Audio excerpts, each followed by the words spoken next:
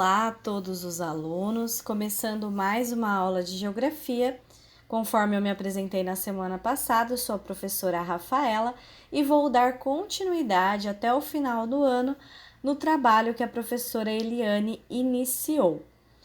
Faltou falar para vocês que essas atividades da apostila, quando o espaço na própria apostila não for suficiente, vocês devem fazer em folha separada para posteriormente me entregar. Então, eu espero que vocês estejam gostando das aulas de geografia e que vocês possam participar ativamente, tirando dúvidas, realizando as atividades. Pessoal, o tema da nossa aula hoje é os conflitos na América Latina.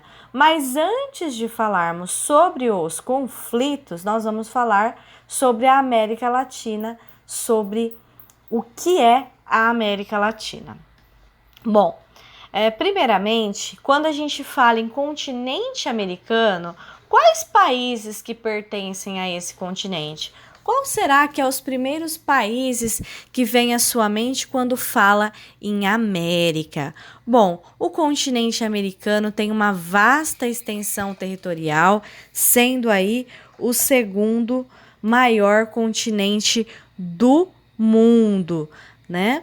Então, o continente americano tem aí mais de 20 países, entre eles, por exemplo, o Brasil e todos os seus conhecidos vizinhos, Venezuela, Colômbia, Equador e por aí vai, como também temos os países da América Central e até mesmo os países aí da América do Norte.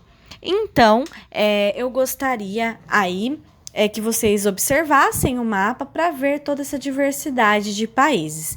Em geografia é muito comum, para que os nossos estudos possam ser aperfeiçoados, que a gente regionalize o nosso objeto de estudo. No caso, se nós estamos estudando a América, o continente americano, nós vamos regionalizar, seguindo algum critério. E no caso do continente americano, há duas formas de regionalizar. Pelo critério geográfico, que fica tal como está aí na tela, a gente divide em três: América do Norte, tudo que está aí na cor azul, América Central, que está de vermelho, e a América do Sul, o que está aí de laranja ou amarelo, depende aí do olhar de cada um. Mas o que realmente é importante é mostrar para vocês que essa é uma regionalização levando em conta um critério geográfico, mas eu também tenho a regionalização levando em conta um critério cultural, histórico-cultural, e aí eu vou ter América Latina e América Anglo-Saxônica. Sobre a América Anglo-Saxônica, em outro momento eu entro nesse quesito com vocês para aprofundar, mas o foco da nossa aula é a América Latina, então é importante que vocês entendam por que América Latina. E será que a América Latina é a mesma coisa que a América do Sul? Não, não é, porque o critério utilizado ele é diferente.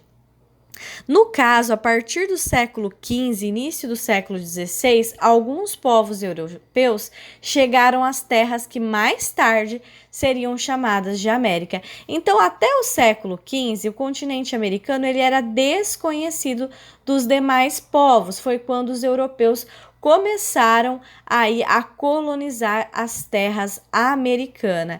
E com essa colonização, eles acabaram aí impondo o seu modo de vida e a sua cultura. Então já existiam povos aqui na América, mas os europeus, ao chegar no continente americano, ignoraram e impuseram o seu modo de vida e a sua cultura. Com isso, junto com a sua cultura, veio o idioma, veio a língua, e é justamente devido à língua falada ter origem no latim que nós chamamos de América Latina. Ou seja, todos esses países aqui deste mapa que pertencem à América Latina, eles pertencem a esse grupo, justamente esse grupo regional, justamente porque o seu idioma tem origem no latim. E quais seriam essas línguas neolatinas? Português, espanhol, francês, entre outros. Já a América anglo-saxônica, o seu idioma já não tem a base no latim, né? No caso, o inglês. Então, é diferente. Agora, todos esses países foram agrupados juntos porque todos têm o seu idioma com origem no latim. Então, percebam que nessa regionalização, por exemplo, o México pertence à América do Norte, mas na regionalização pelo aspecto cultural, ele pertence à América Latina. Dando continuidade aos nossos estudos, esse mapa mostra quais os países que colonizaram cada espaço territorial da América Latina. A gente vê que em verde foi a colonização espanhola e em rosa a colonização portuguesa, demonstrando assim um predomínio aí dos espanhóis na colonização da América. Essa é uma atividade que vocês devem fazer em folha separada, é uma atividade que vai utilizar a apostila, mas é uma atividade extra. Vocês vão olhar no mapa da página 197 da apostila e responder quais os países que pertencem à América Latina.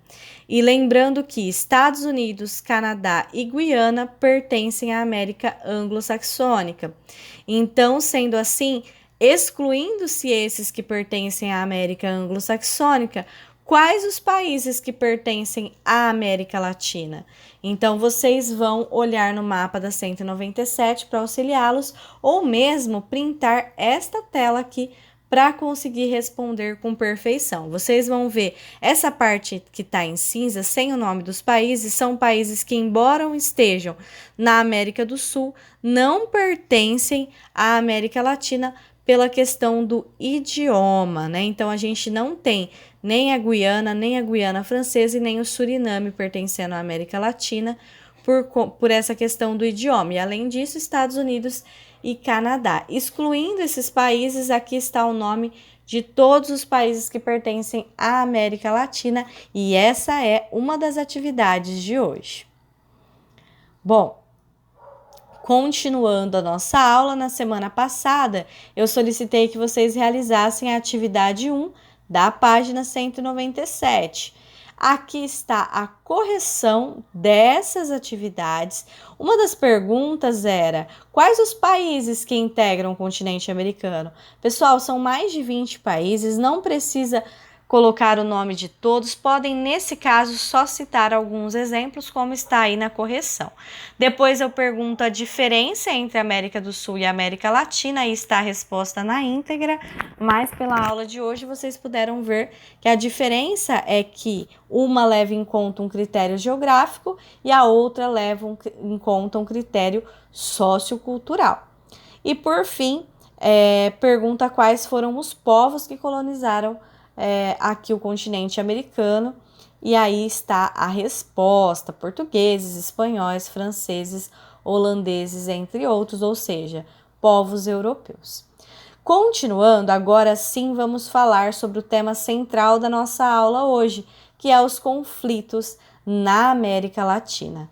Pessoal, primeiramente, eu vou falar sobre os conflitos que ocorrem, ou melhor, sobre a crise da Colômbia, país vizinho do Brasil. O conflito, pessoal, não necessariamente precisa ser um conflito armado. Quando a gente fala conflito, isso inclui algumas tensões também ideológicas. O principal problema na Colômbia é a FARC, Forças Armadas Revolucionárias da Colômbia. Esse que é um movimento revolucionário, por alguns visto como um movimento revolucionário, por outros é visto como um grupo terrorista e por outros como um grupo socialista. Fato é que a FARC ela está ligada ao narcotráfico e ela é incisiva, ela está sempre num embate com a política local. Ela surgiu em 1964, mas teve o seu auge entre 1980 e 1990. E, pasmem, chegou a ocupar de 40% a 50% aí, de todo o território da Colômbia. Um outro fato aí importante de se destacar é que ela acabou sendo enfraquecida historicamente em 1990 por um plano chamado Plano Colômbia. Esse plano teve a iniciativa dos Estados Unidos. E vocês podem se perguntar, mas por que os Estados Unidos interferiu na Farc, né? Que é uma organização aí ligada ao narcotráfico. Por que os Estados Unidos teve esse interesse em neutralizar a Farc? Porque os Estados Unidos é nada mais, nada menos do que o maior consumidor aí de substâncias ilícitas como a cocaína. Então, os Estados Unidos resolveu combater na própria fonte. E também vale destacar, para quem nunca tinha ouvido falar no que é o narcotráfico, né? Vale lembrar aí que é esse comércio de substâncias ilícitas, ou seja, ilegais, que geram um lucro grandioso, mas que traz um grande caos também social. Então, os Estados Unidos, visando, como a Colômbia é o principal fornecedor dos Estados Unidos, os Estados Unidos é o principal país aí, consumidor dessas substâncias, teve toda essa iniciativa para neutralizar a Farc e, na atualidade, ela está neutralizada. Um outro conflito na América Latina semelhante ao que acontece na Colômbia, é também de um movimento aí que vai contra o governo, é um movimento ligado ao narcotráfico, que é o Sendero Luminoso. Isso ocorre aí, é um conflito interno no Peru. Ele se fortaleceu em 1980 e foi perdendo forças em meados da década de 90, também com acordos com os Estados Unidos que vieram a enfraquecer o Sendero Luminoso. Bom, também temos a crise na Venezuela como um conflito aí da América Latina. Por quê? A Venezuela, ela possui a maior reserva de petróleo do mundo. Em 2014, ocorreu que o preço do barril do petróleo ele despencou.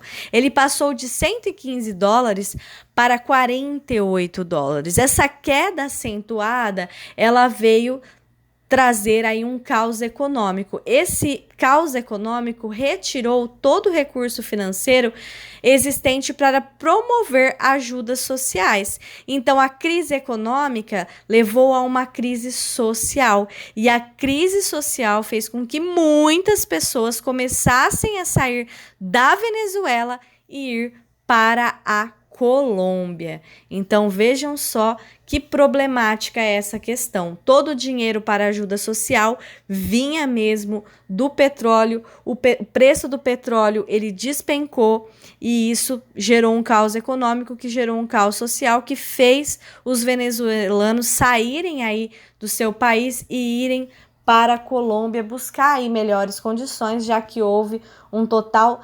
desabastecimento, pobreza extrema.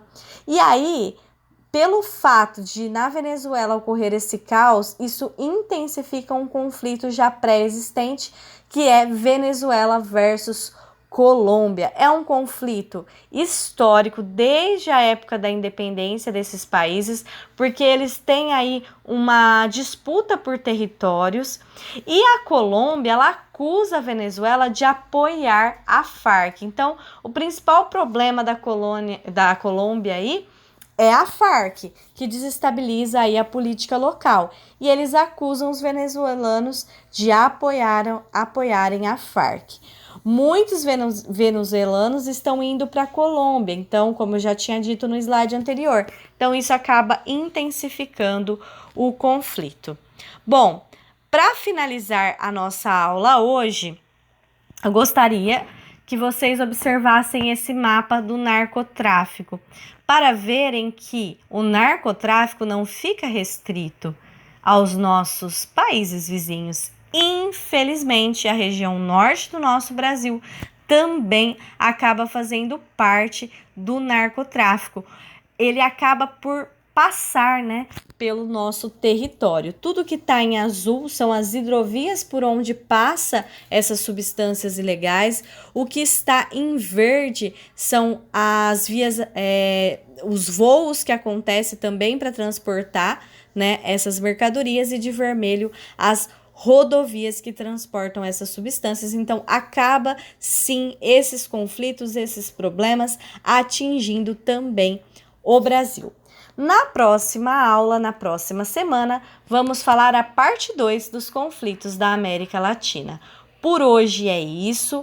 Eu agradeço a atenção de todos vocês e se tiverem alguma dúvida, podem aí me mandar uma pergunta no particular no WhatsApp. Lembrando que para hoje ficou apenas essa atividade aqui no caderno, ou melhor, em folha separada, de falar o nome de todos os países aí que pertencem à América Latina. Até a próxima semana e bons estudos!